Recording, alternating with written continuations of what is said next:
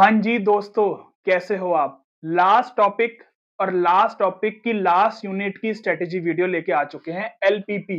बहुत बच्चे कह रहे थे कि सर 8 मार्क्स का टॉपिक है, इसमें हम कैसे स्कोर करें अपना? तो देखो, मैंने पहले भी आपको बताया है कि एमसीक्यू बहुत इंपॉर्टेंट होते हैं, एलपीपी में से बहुत ईजी होते हैं।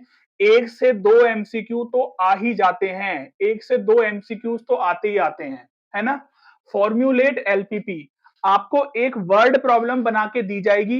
आपको उससे क्या करना है? सिर्फ कंस्ट्रेंट बनाना है, मैक्सिमम वाला फंक्शन बनाना है जो z इक्वल टू करके दे रखा होता है वो बनाना है, कंस्ट्रेंट्स बनाने हैं और x greater than equal to 0 और y greater than equal to 0 मत लिखना। वो मतलब ये लिखना मत भूलना, मतलब तो इंपॉर्टेंट है, ये तो लिखना है आपको, ठीक है ना? तो इस तरीके से 2 या 3 नंबर का आपसे ये पूछा जाता है, 2 या 3 मार्क्स का ये वाला क्वेश्चन पूछा जाता है, ठीक है ना?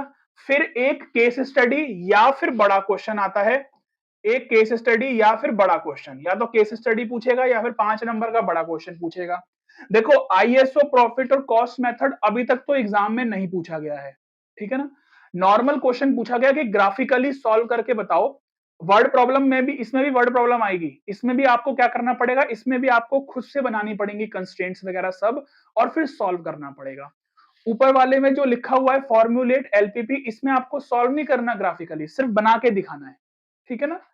तो बहुत बच्चे पूछ रहे थे कि सर ट्रांसपोर्टेशन प्रॉब्लम को कैसे करें? देखो बेटा, ट्रांसपोर्टेशन प्रॉब्लम थोड़ी सी डिफिकल्ट तो है, बाकी इन दोनों में से, है ना? और इसके चांसेस बहुत कम है कि ट्रांसपोर्टेशन प्रॉब्लम पूछी जाए। तो जिन बच्चों के पास टाइम बहुत कम है अभी, तो आप मैन्युफैक्चरिंग प्रॉब्लम्स और डाइट प्रॉब्लम्स को अच्छे से कर लो। क्वेश्चन ज्यादातर मैन्युफैक्चरिंग और डाइट प्रॉब्लम्स में से ही पूछे गए हैं पिछले कुछ सालों में भी, है ना? जितने भी एग्जाम अब तक हुए हैं अप्लाइड मैथ्स के। तो ट्रांसपोर्टेशन में से नहीं आया है, इस बार सैंपल पेपर में आ गया है, वो बात अलग है, लेकिन वही मैंने आपको बताया है कि ऐसा नहीं होता कि सैंपल पेपर में जो चीज आ गई है तो वही आ जाएगी पेपर में, या सैंपल पेपर में जो चीज नहीं आई और वो नहीं आएगी, ऐसा नहीं है। जैसे बहुत सारे बच्चे कह रहे थे कि सर इंटीग्रेशन पर क्वेश्चन नहीं आया सैंपल पेपर में, तो क्या वो सिलेबस में नहीं है? क्या वो एग्जाम में नहीं आएगा? बट ऐसा नहीं होता है।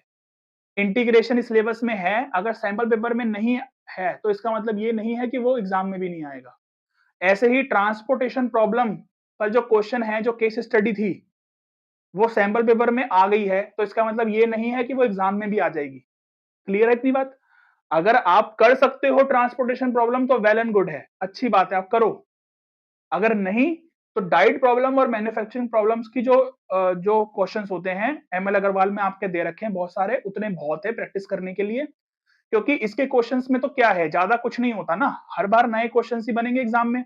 बस आपको बनाना आना चाहिए, कैसे फॉर्मुलेट करना है एलपीपी को, उसको कैसे ग्राफिकली सॉल्व करना है, ये आपको करना आना चाहिए बस करेक्टली, कि कब कब बाउंडेड है, कब अनबाउंडेड है, कब हमें कैसे प्रेजेंटेशन उसकी लिखनी है क्वेश्चंस की। तो ये सब आपको सीखना है इसमें, ठीक है ना? 8 नंबर का चैप्टर है, स्कोरिंग चैप्टर है ये। जैसे फाइनेंशियल मैथमेटिक्स 15 नंबर का स्कोरिंग है, वैसे ये भी 8 नंबर का स्कोरिंग चैप्टर है। मैट्रिसेस डिटर्मिनेंट्स 10 नंबर का बहुत स्कोरिंग है। तो जिन बच्चों के पास होने के भी लाले पड़ रहे हैं ना, तो वो भी पास हो सकते हैं अगर वो बच्चे ये टॉपिक्स कर लें कुछ। टाइम बेस्ड डाटा बहुत इजी टॉपिक है, आप कर सकते हो, ठीक है ना? तो यानी कि आप उस हिसाब से लगा लो कि आपके कितने हो गए। 15 नंबर, 8 नंबर, 6 नंबर, 10 नंबर, तो देख लो कितने हो गए। पास तो आप वैसे ही बहुत इजीली हो सकते हो। तो पास होना कोई बहुत डिफिकल्ट वाला काम नहीं है अप्लाइड मैथ्स में। जो बच्चे सीरियसली पढ़ रहे हैं और जिन्होंने मजे मजे में नहीं लिया है अप्लाइड मैथ्स, बट वो हो सकता है कि किसी कारण से नहीं पढ़ पाए, या उनको कंटेंट सही से अवेलेबल नहीं हो पाया कोचिंग्स में या स्कूल्स में। कई बच्चे ऐसे हैं जिनको हमारे चैनल के बारे में भी बहुत लेट पता चला, है ना? बट क्या कर सकते हैं यार, वो तो अब यूट्यूब के ऊपर है ना, कि यूट्यूब रीच नहीं दे रहा, तो बच्चों तक नहीं पहुंच पा रहा हमारा चैनल। बट ठीक है, जब जितने बच्चों तक चैनल पहुंच रहा है, उतने बच्चों का हम भला कर रहे हैं, अपनी तरफ से कोशिश तो कर रहे हैं। बाकी अब आपका काम है कि आप सपोर्ट करो, अपने जूनियर्स को शेयर करना। ये ना हो ना कि बस, कई बच्चे ऐसे, तो लास्ट ईयर तो बहुत ऐसा हुआ था। तो देखो, हम इतनी मेहनत करते हैं तो हमें कितना बुरा लगा होगा कि मतलब अभी बच्चों का पेपर हुआ, पेपर देने के बाद जैसे ही बच्चे घर में आए, बस 1-2 घंटे के बाद ही कितने बच्चों ने अनसब्सक्राइब कर दिया। तो ये कितनी गलत बात है ना? इस साल भी पता नहीं ऐसा ही होगा क्या? अब वो आपके ऊपर है, ठीक है ना?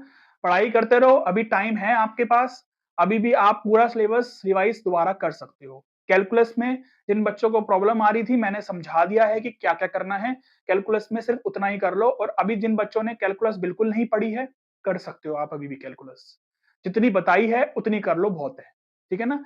मिलेंगे आपसे नेक्स्ट वीडियो में। Good luck, take care, bye bye.